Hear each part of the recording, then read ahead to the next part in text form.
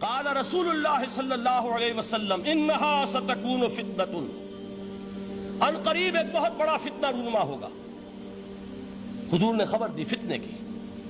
حضرت علی فرماتے اس پر میں نے عرض کیا، میں نے عرض کیا مل مخرج منہا یا رسول اللہ، اے اللہ کے رسول اس سے نکلنے کا راستہ کون سا ہوگا؟ دیکھیے یہ لکھا ہوا ایگزٹ، نکلنے کا راستہ، اور عام طور پر آپ نے دیکھا ہوگا بڑے ہالز میں یہ سرخ روشنی ہوتی ہے، اس میں اس کا اہتمام کیا جاتا ہے کہ اگر خدا نہ خواستہ کوئی حادثہ ہو جائے لوگوں کو معلوم ہو نکلنے کا راستہ کون سا، یہ مخرج ہے۔ حضور نے خبر دی کہ فتنہ ہوگا۔ تو دیکھیے میں ایک بات عرض کیا کرتا ہوں، ذرا توجہ کیجئے، ہمارا حال کیا ہے؟ ہم بڑے ریشنلسٹ قسم کے لوگ ہیں، یہ زمانہ ریشنلزم کا ہے۔ اگر ہم ہوتے تو کیا پوچھتے؟ وہ فتنہ کیا ہوگا، کیوں ہوگا، کہاں سے آئے گا؟ ہمارے سوال یہ ہوتے ہیں، کب آئے گا، کیوں، کہاں، کب، کیسے؟ ان سب کی حیثیت علمی سوالات کی ہے۔ بھائی کب آئے گا ایک علم ہے، کیسے آئے گا علم ہے، کہاں سے آئے گا علم ہے، لیکن اصل جو عملی اعتبار سے اہمیت والی شے ہے، بچاؤ کا راستہ کون سا ہوگا محمد الرسول اللہ، یہ بتائیے ہم۔ مل مخرج منہا یا رسول اللہ، حضرت علی نے یہ نہیں پوچھا فتنہ کیا ہوگا، کہاں سے آئے گا حضور، کیوں آ جائے گا، کب آ جائے گا، نہیں، مل مخرج منہا یا رسول اللہ، اے اللہ کے رسول یہ بتائیے کہ جب وہ فتنہ رونما ہوگا تو نکلنے کا راستہ کون سا ہوگا؟ اس کا جواب ہے، ارشاد فرمایا محمد رسول اللہ نے، کتاب اللہ، اللہ کی کتاب ہے وہ مخرج، یہ کتاب ہے کہ جس کو تھامو گے تو فتنوں سے محفوظ رہو گے۔ اس کے بعد آپ فرماتے ہیں فیہ نبأ ما قبلکم وخبر ما بعدکم وحکم ما بینکم، اس میں تم سے پہلوں کی بھی خبریں موجود ہیں، عاد اور سمود اور قوم نوح اور قوم ہود اور قوم لوط اور قوم صالح اور آل فرعون، یہ کون ہے؟ من قبلکم، تم سے پہلے، وفیہ خبر ما بعدکم، جو کچھ تمہارے بعد ہونے والا ہے اس کی خبریں بھی موجود ہیں، لیکن وہ کیسے ہوں گی؟ وہ بٹوین دی لائنز ہوں گی، وہ بین السطور ہوں گی۔ ان کے لیے انسان کو، آپ کو معلوم ہے کہ عبارت میں سطور ہوتی ہیں اور ایک درمیان میں ہوتا ہے، ان کے کچھ لکھا ہوا نہیں ہوتا۔ You have to read between the lines۔ قرآن میں بعد میں آنے والے حالات بھی درج ہیں، لیکن اس طرح نہیں جیسے کہ پچھلے حالات درج ہیں۔ اس کے لیے ذرا ان ڈیپتھ پونڈرنگ اوور، غور و فکر اور تدبر کی ضرورت ہوگی۔ وَحُکْمُ مَا بَيْنَكُمْ، اور جتنے اختلافات تمہارے اندر پیدا ہوں گے تا قیام قیامت، ان سب کا فیصلہ بھی اس کتاب میں موجود ہے۔ وَهُوَ حَبْلُ اللَّهِ الْمَتِينُ وَهُوَ الذِّكْرُ الْحَكِيمُ، یہی تو ہے وَهُوَ الصِّرَاطُ الْمُسْتَقِيمُ، سیدھا راستہ، اور کون سا؟ یہی قرآن تو ہے۔ ہر رکعت میں کہتے ہو اهْدِنَا الصِّرَاطَ الْمُسْتَقِيمُ، اور قرآن دیا ہوا ہے اس پر غور نہیں کرتے۔ عجیب تماشا ہے ہمارا، نماز کی ہر رکعت میں اهْدِنَا الصِّرَاطَ الْمُسْتَقِيمُ، اور حضور فرمایا وَهُوَ الصِّرَاطُ الْمُسْتَقِيمُ، صراط مستقیم یہ قرآن ہی تو ہے۔ الذکر الحکیم یہ قرآن ہی تو ہے۔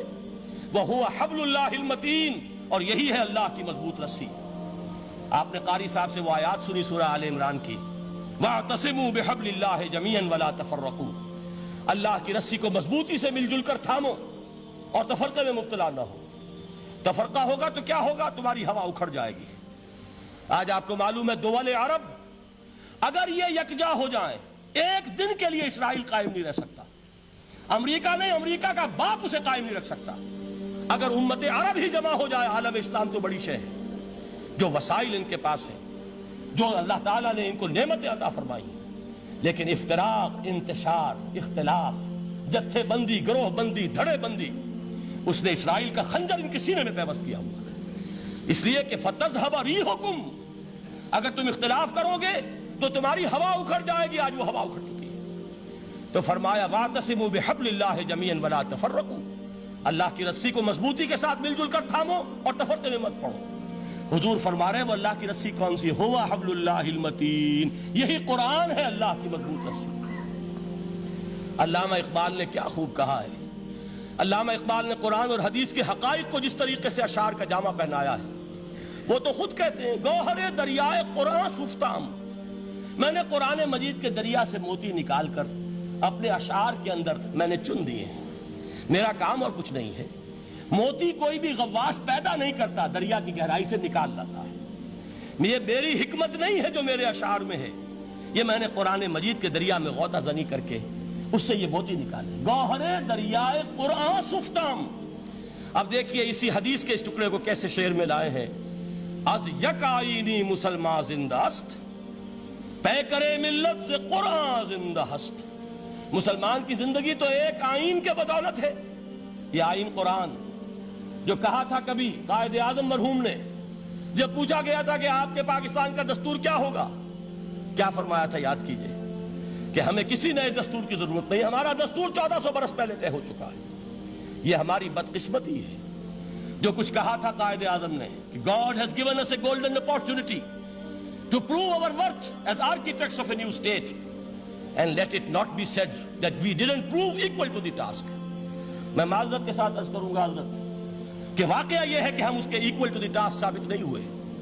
قائد اعظم کا دیا ہوا پاکستان آج دنیا میں موجود نہیں ہے، اس کا ایک حصہ اپنے نام سے دستبردار ہو کر بنگلہ دیش بن چکا ہے، اس نے اپنی تاریخ کو خیر بات کہہ دیا ہے، حالانکہ مسلم لیگ کی جنم بھومی ڈھاکہ ہے۔ 1906 میں ڈھاکہ میں مسلم لیگ نے جنم لیا تھا، اور اگر وہ صرف ہم سے علیحدہ ہوتا یہ گہرا صدمہ ہوتا، لیکن یہ کہ اس نے جب نام بدلا ہے در حقیقت اس نے اپنے تاریخ سے، اپنے پس منظر سے استعفیٰ دیا ہے۔ یہ ہمارا دوہرا ہمارے لیے صدمے کی بات ہے۔ کیا 2 یمن موجود نہیں ہے؟ ان میں سے کوئی ایک بھی اپنا نام چھوڑنے کو تیار ہوگا؟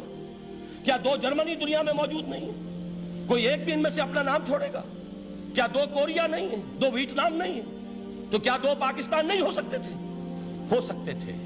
میں یہ کہا کرتا ہوں کہ یہ گہرا صدمہ ہے علیحدگی، اور دوہرا صدمہ ہے، اور اس سے کہیں زیادہ بڑا کہ انہوں نے اپنا نام بدل دیا، اپنی آئیڈینٹی چینج کر دی، انہوں نے وہ نام اپنے ماتھے سے اتار کر خلیج بنگال کے اندر دبو دیا۔ یہ بہت بڑی سزا ہے جو ہمیں ملی ہے۔ کیوں ملی ہے؟ کہ ہم نے 25 برس تک اس قائد جس کو کہا تھا کہ وہ ہمارا آئین ہے، اس کو آئین نہیں بنایا۔ ہم نے دنیا کے سامنے جھولیاں پساری، ہم نے طرح طرح کے نظاموں کو آزمایا، لیکن اس قرآن کی طرف پیش قدمی نہیں کی۔ اللہ تعالیٰ ڈھیل دیتا ہے لیکن سزا بھی بہت سخت ہوتی ہے۔ ان بطش ربک لشدید، وہ ہم پر کوڑا برسا ہے۔ تاریخ انسانی کی عظیم ترین شکستوں میں سے ایک شکست ہے کہ جو ہمارے ماتھے پر کلنک کے ٹیکے کی طرح موجود ہے۔ اللہ کرے کہ آئندہ یہ تاریخ اپنے آپ کو نہ دہرائے، لیکن میں عرض کر دیتا ہوں آپ سے، جو ہمارے لچھن ہیں، جو ہمارا طرز عمل ہے، جو ہمارے لیل و نہار ہیں، جو ہمارا انداز ہے، اللہ کے دین کا استہزاء اور تمسخر، جس طرح اللہ کے ساتھ مذاق ہم کر رہے ہیں، اس کا شاید اس سے بھی کہیں زیادہ برا نتیجہ نکلے۔ اللہ مجھے اور آپ کو اور ارض مقدس پاکستان کو اس انجام سے بچائے، لیکن اس کے لیے کام کرنا ہوگا۔ صرف کہنے سے بات نہیں بنے گی، کمر کسنی ہوگی، ہمت جو ہے پھر انسان کو اثر نو، ایک نئی تعمیر، ایک عزم، ایک ہاتھ میں قرآن اور ایک میں تلوار لے کر یہ امت پھر دوبارہ میدان میں آئے۔ بہرحال عرض یہ کرنا تھا، اقبال کہتا ہے از یک آئینی مسلمان زندہ است، پے کرے ملت سے قرآن زندہ ہست، ماں ہما خاک و دل آگاہ اوست، اعتصامش کن کہ حبل اللہ اوست۔ تامو اس کو مضبوطی کے ساتھ، حبل اللہ یہی قرآن ہے۔ یہ یک آئینی اور پیکر قرآن کی زندگی، پیکر ملت کی زندگی جو ہے اس قرآن کی بدولت ہے۔ تو حضور نے کیا فرمایا؟ فتنے سے بچنے کا راستہ کون سا ہے؟ کتاب اللہ فیہ نبأ ما قبلکم وخبر ما بعدکم وحکم ما بینکم وہو الصراط المستقیم وہو حبل اللہ المتین وہو الذکر الحکیم۔ ایک 3 جملے اور سن لیجئے۔ هو الذی لا یشبع منہ العلماء ولا یخلق عن کثرت الرد۔ یہ قرآن وہ شے ہے جس سے اہل علم کبھی سیر نہ ہو سکیں گے۔ ولا تنقضی عجائبہ، اس کے عجائب کبھی ختم نہیں ہوں گے۔ یہ ہیروں کی وہ کان نہیں ہے کہ جو کبھی خالی ہو جائے کہ سارے ہیرے نکل چکے، اب مزید ہیرے نہیں ہیں، نہیں، علم اور حکمت کے ہیرے اور ہدایت اور حکمت کے موتی اس میں سے ابد الآباد تک نکلتے رہیں گے۔ ضرورت صرف کھودنے کی ہے۔ میں نے وہ لفظ استعمال کیا تھا، آج کا قرآن کھودنا ہوگا، آج کی ہدایت اس قرآن سے نکالنی ہوگی۔ قرآن جب نازل ہوا آن دی سرفیس، بالکل ظاہر وہ تھی اس کی ہدایت جو اس دور کے لیے ضروری تھی۔ ہمیشہ کی ہدایت اس کے اندر رکھ دی گئی ہے، اس میں مضمر ہے، اس میں چھپی ہوئی ہے، اس کے لیے تدبر کی ضرورت ہے۔ کتاب انزلناہ الیک مبارک لِيَدَّبَّرُوا آیَاتِهِ وَلِيَتَذَكَّرَ أُولُو الْأَلْبَابِ، لوگ تدبر کریں، اس کی گہرائیوں کے اندر غوطہ زنی کریں۔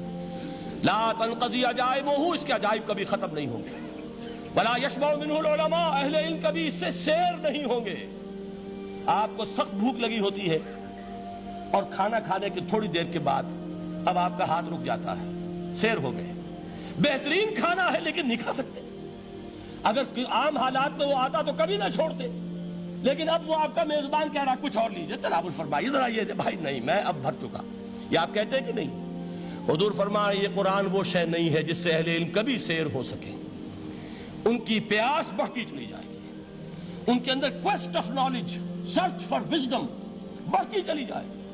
کبھی بھی انسان یہ محسوس نہیں کرے گا کہ مجھے جو لینا تھا میں لے چکا، بلکہ یہ کہ جیسے جیسے قدم آگے بڑھیں گے تہذیب کے، تمدن کے، علم کے، اتنے ہی قرآن جو ہے وہ آگے بڑھتا چلا جائے گا ہر دور کی رہنمائی کے لیے۔ لا تنقضی عجائبہ ولا یخلق عن کثرت الرد، بار بار کے پڑھنے سے اس پر بوسیدگی طاری نہیں ہوگی۔ دنیا کی اور کتابیں ہیں، ایک دفعہ پڑھ لیں گے، دو دفعہ پڑھ لیں گے، تین دفعہ پڑھ لیں گے، چار دفعہ پڑھ لیں گے، پھر جی نہیں چاہے گا۔ لیکن یہ کتاب وہ ہے، امام شافعی کا میں واقعہ آپ کو سناتا ہوں۔ وہ یہ کہتے ہیں کہ ایک مرتبہ میرے ذہن میں یہ سوال آ گیا کہ اجماع کے لیے بھی قرآن مجید میں کوئی سند ہے، دلیل ہے؟ سب مانتے ہیں کہ اجماع جو ہے سورس ہے قرآن کے اسلامی قانون کی، جس پر کہ امت کا اجماع ہو جائے۔ تو کہتے ہیں میں نے 300 مرتبہ قرآن پڑھا اول سے آخر تک، صرف اس دلیل کی تلاش میں۔ 300 مرتبہ مجھے نہیں ملی، 301ویں مرتبہ جب پڑھ رہا تھا مجھے روشنی مل گئی۔ وہ یبتغی غیر سبیل المومنین کے جو الفاظ آئے ہیں، نولہ ما تولی ونصلہ جہنم، جو کوئی شخص مسلمانوں کے راستے کو چھوڑ کر کوئی اور راستہ اختیار کرے گا ہم اسے اسی کے حوالے کر دیں گے اور جہنم میں پہنچا دیں گے۔ معلوم ہوا مسلمانوں کا جس پر اجماع ہو جائے اس کو بھی ایک سند حاصل ہے۔ یہ مسلمانوں کا مجمع علیہ ایک راستہ ہے، اس کو بھی ایک سند اور دلیل کی حیثیت حاصل ہے۔